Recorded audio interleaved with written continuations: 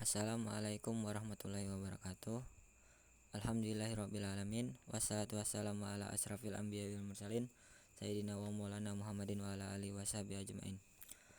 Perkenalkan, nama saya Ahmad Fauzi dengan nomor induk mahasiswa 230104030033. Kali ini saya akan membawakan video dalam rangka memenuhi tugas middle test ilmu komunikasi yang diampuh oleh Ibu Rizkiatul Hasanah Esos Emsos tentang mind mapping atau peta konsep ilmu komunikasi. Sebelumnya saya telah mempersiapkan mind mapping yang nantinya akan menjadi acuan dalam pembahasan di video kali ini.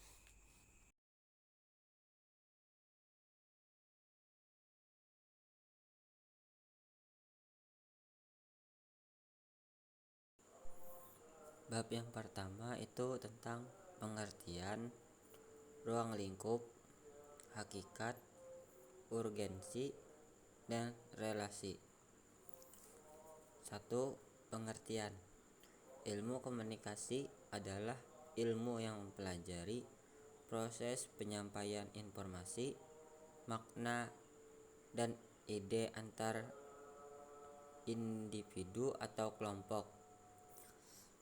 Ilmu dakwah adalah ilmu yang mempelajari tentang penyampaian ajaran agama Islam secara sistematis, bijaksana, dan terarah untuk mencapai tujuan tertentu. Ruang lingkup. Ilmu komunikasi meliputi elemen-elemen komunikasi seperti pengirim, pesan, media, penerima, efek. Konteks komunikasi adalah seperti budaya, sosial, politik, dan teori-teori komunikasi. Ilmu dakwah meliputi materi dakwah seperti tauhid, akidah, syariah, akhlak. Metode dakwah adalah lisan, tulisan, media, dan strategi dakwah. 3. Hakikat. Ilmu komunikasi hakikatnya adalah untuk membangun hubungan dan makna antar individu atau kelompok. Ilmu dakwah hakikatnya adalah untuk menyebarkan ajaran Islam dan membimbing manusia ke jalan yang benar. 4. Urgensi. Ilmu komunikasi penting untuk memahami cara manusia berkomunikasi dalam berbagai konteks dan budaya. Ilmu dakwah penting untuk menyampaikan pesan Islam secara efektif dan mencapai tujuan dakwah. Yang kelima, relasi. Ilmu komunikasi dan ilmu dakwah saling berkaitan erat. Ilmu komunikasi dapat digunakan untuk meningkatkan efektivitas dakwah. Ilmu dakwah dapat memperkaya pemahaman tentang komunikasi antar manusia.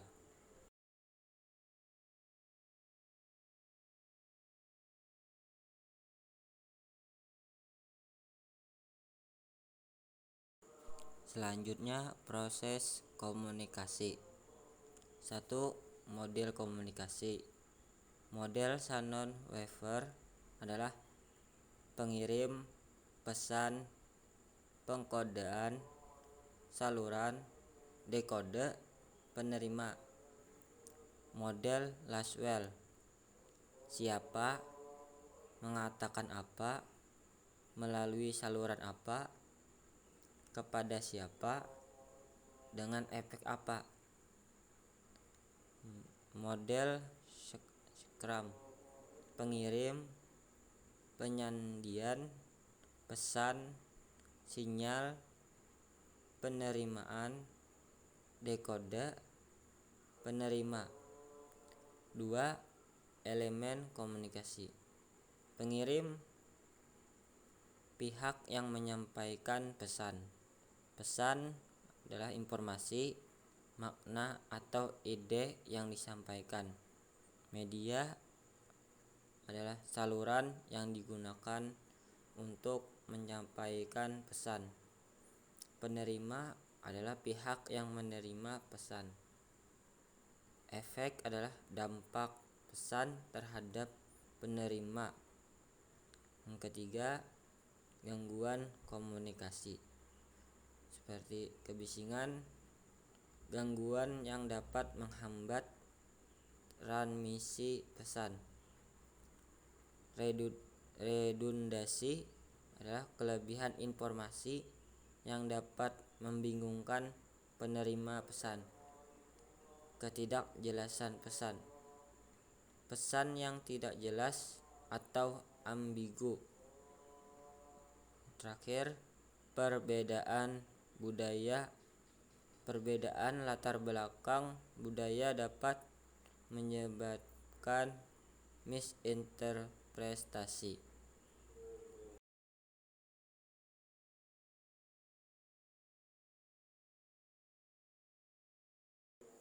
Selanjutnya, sejarah dan perkembangan komunikasi. 1. Komunikasi primitif. Komunikasi menggunakan bahasa isyarat, gambar, dan surat. Contohnya seperti lukisan gua, asap api, teriakan. Nomor 2, komunikasi tertulis. Penemuan tulisan memungkinkan komunikasi yang lebih permanen dan kompleks. Contohnya hieroglif, cuneiform alfabet. 3. Komunikasi massa. Penemuan percetakan merevolusi cara informasi disebarkan. Contohnya koran, majalah, buku. 4. Komunikasi elektronik. Perkembangan teknologi memungkinkan komunikasi yang lebih cepat dan global. Contohnya telepon, radio, televisi, dan internet.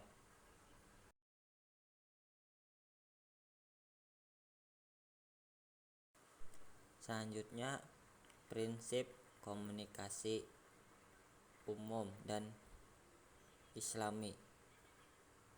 1. Prinsip komunikasi umum. Kejelasannya, pesan harus disampaikan dengan jelas dan mudah dipahami. Kebenaran, pesan harus benar dan akurat. Objektivitas, pesan harus disampaikan secara objektif dan netral. Kepentingan, pesan harus relevan dengan kebutuhan dan minat penerima. Kesopanan, pesan harus disampaikan dengan sopan dan santun. 2. Prinsip komunikasi Islam.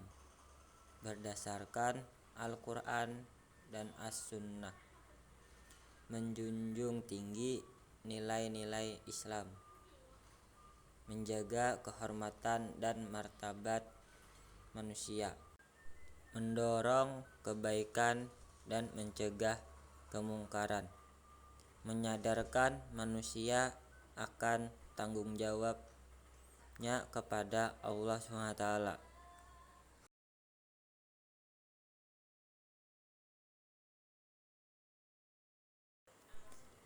Model-model komunikasi. 1. Model linier. Komunikasi mengalir satu arah dan pengirim ke penerima. Contohnya seperti ceramah, pidato, siaran berita. Yang kedua, Model internasional. Komunikasi terjadi dua arah antara pengirim dan penerima. Contohnya percakapan, diskusi, wawancara. Ketiga, model transaksional. Komunikasi terjadi secara berkelanjutan dan dinamis antara pengirim dan penerima. Pesan dan makna dikonstruksi bersama oleh pengirim dan penerima.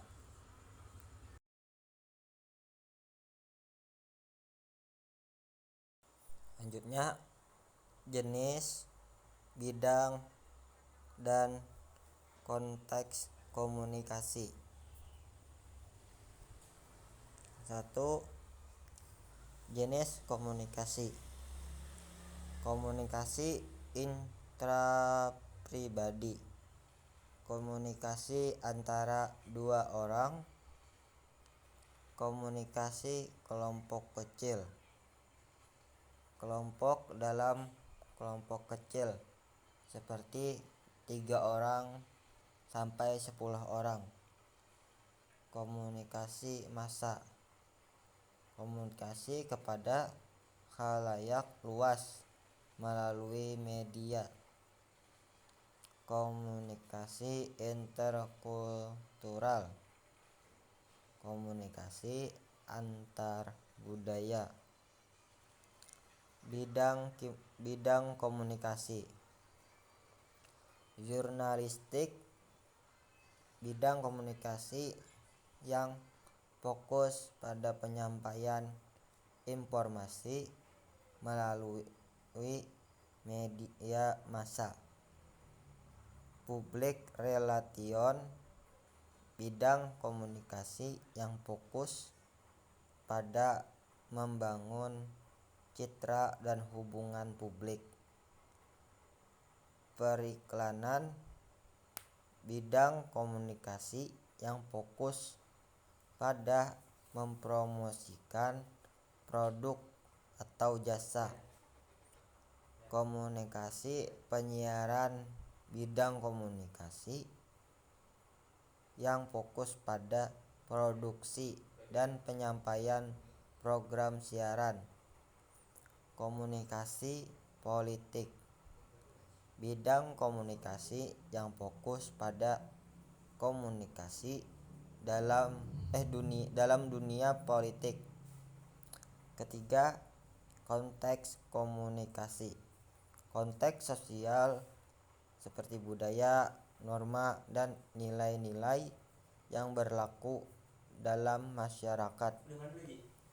Konteks budaya, latar belakang budaya pengirim dan penerima pesan. Konteks psikologi, kondisi mental dan emosional pengirim dan penerima pesan.